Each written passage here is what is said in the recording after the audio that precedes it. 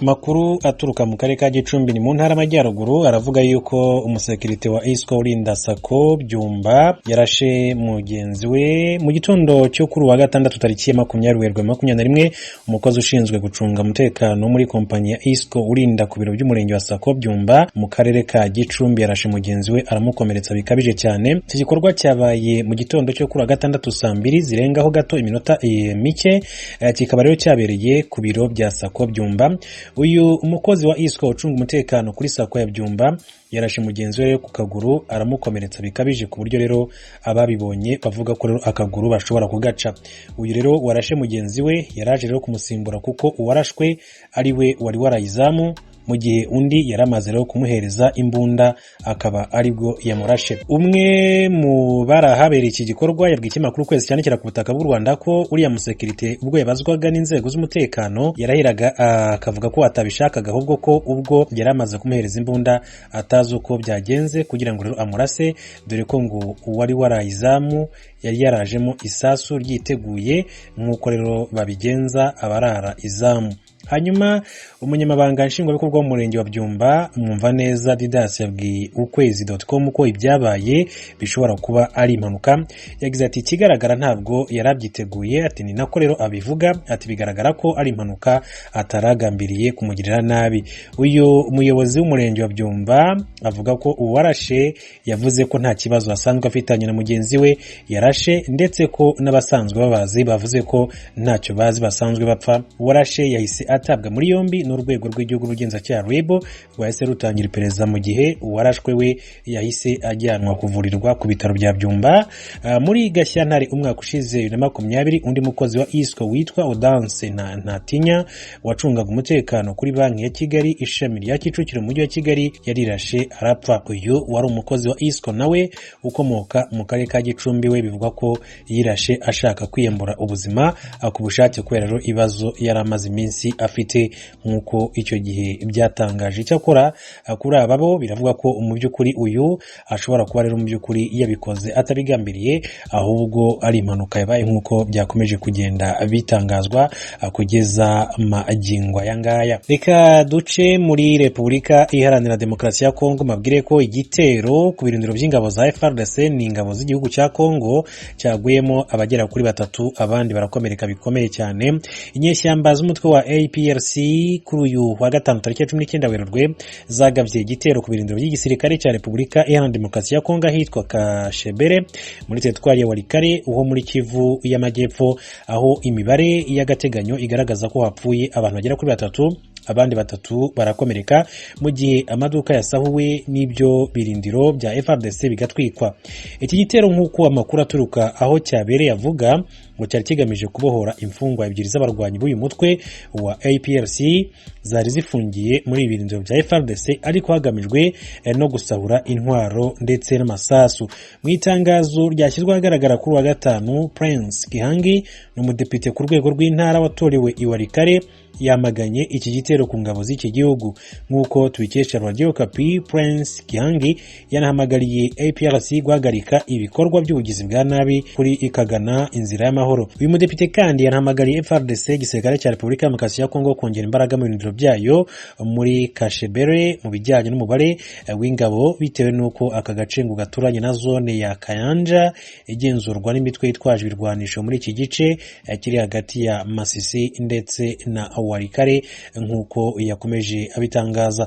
Reka rero dukomeze turebera hamwe n'andi makuru atandukanye akomeza kugenda avugwa hirya no hino ku isi. Nyuma y'urupfu rwa President John Magufuli, Tanzania ifite umukuru w'igihugu wa gatandatu, umutegarugori Samia Suluhu Hassan wari usanzwe ari vice president wa Magufuli yarahiye uyu munsi kugira ngo azarangize manda yabo batorewe ishigaje imyaka 4 n'igice. Abaye umukuru w'igihugu cya Tanzania wa mbere na mbere w'umugore. Ni bice abaturage bategereje kuri president wabo mushya Samia Suluhu Hassan. Tubibaze mugenzi wacu Pierre Claver niyo nkuru uri i Kigali mu Rwanda. Mimi Samia Suluhu Hassan naapa kwamba nitatenda kazi zangu za urais wa Jamhuri ya Muungano wa Tanzania kwa uaminifu na uyu n'umufasoni Samia Suluhu Hassan ariko ararahira kugira ngo atangure amabanga y'umukuru w'igihugu ca Tanzania. Yarahiye kuri uyu wa gatanu imbere ya leta, inama nshingamateka na sentare yubahiriza ubwirizwa shingiro. Ni nyuma y'urupfu rwahitanye nyakwigendera perezida w'ico gihugu John Pombe Magufuli. Nitawatendea haki watu wote kwa mujibu wa sheria. Samia Suluhu Hassan, umukuru w'igihugu wa mbere w'umugore agiye gutwara ico gihugu, yemeje kubaha amategeko yose agenga igihugu, gutwarira neza bose atanumwe akumiriye, kubahiriza uburenganzira bwa kiremwa muntu, kudatwaza umukazo no kumvikanisha abatanzania. Yatetea na kudumisha umoja wa jamhuri. Samia Suluhu Hassan arindiriwe n'amabanga akomeye nk'uko abahinga cyo kimwe n'abatavuga rumwe na leta ya Tanzania bavyemeza. Muri ivyo harimo kunagura igisata ca demokarasi, ubwisanzure mu gushikiriza ivyumviro, iyubahirizwa ry'agateka kazina muntu, ubwigenge bw'itangazamakuru n'ibindi. Nk'akarorero, umugambi Chadema ukomeye mu bitavuga rumwe na leta watangaje ko ufise abanywanyi bawo barenga 200 bafunzwe kubera ivyaha bifitanye isano n'amatora yabaye ku mwaka uheze.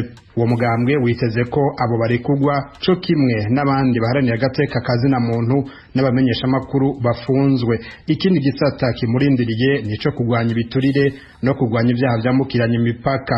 Ibi nawe nyene arabifise mu myitwarariko. Perezida Samia Suluhu Hassan yabibwiye umunyamakuru w'ijwi ry'Amerika mu mwaka wa 2016 yarusha muri Tanzania. Yari kwakebura igipolisi n'abandi bakora muri ico gisata. Maendeleo ya watu kuvuka mipaka na uhuru wa kuingia.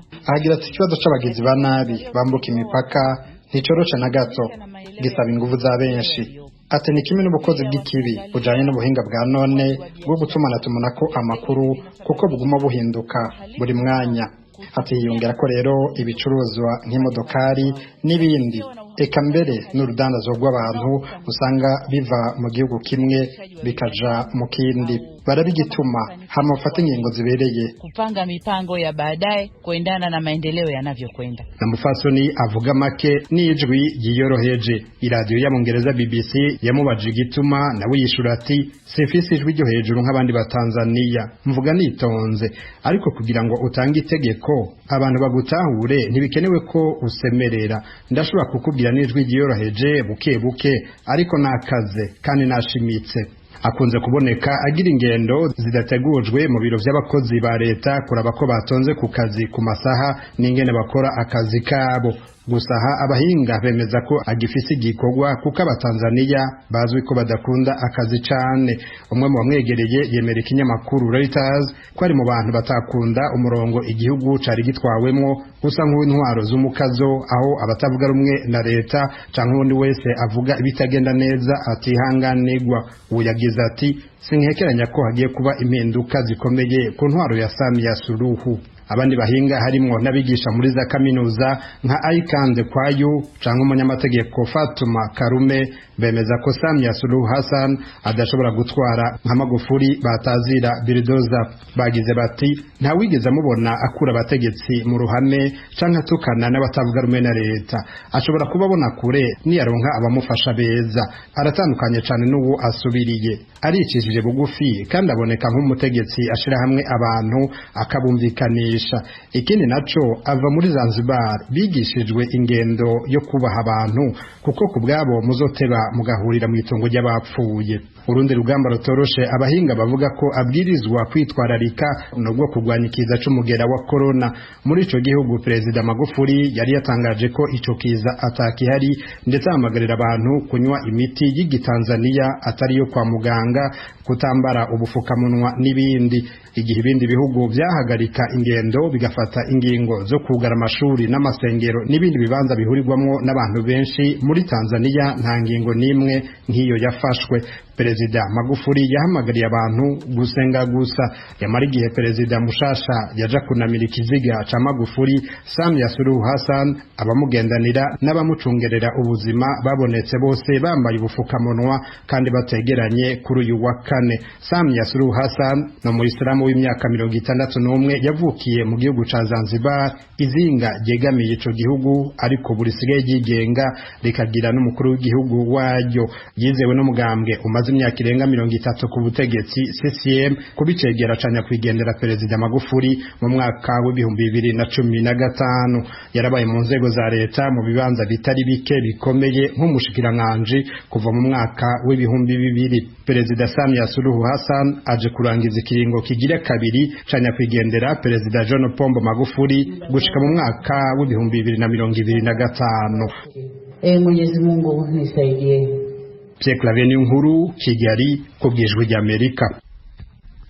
Tukivuga kuri urupfu rwa President John Magufuli usimbuwe rero na Vice President we umutegarugori Samia Suluhu Hassan, abanyapolitiki bo mu karere ka Afrika y'Uburasirazuba babivugaho iki? Mugenzi wacu Frederic Nkundikije yaganiriye n'inararibonye Leonard Nyangoma, umuyobozi w'ishyaka CNDD ritavuga rumwe n'ubutegetsi bw'u Burundi.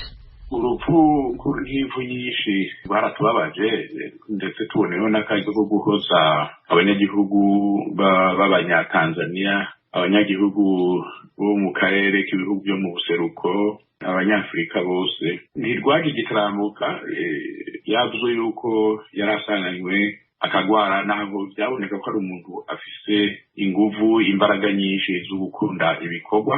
Hanyuma ico twoshima mu ntwaro yiwe mu mwanya muto, imyaka 5, Magufuli yarakoze ibintu byinshi cyane ku buryo tunga ry'igihugu ryongerekanye inshuro 3 zose.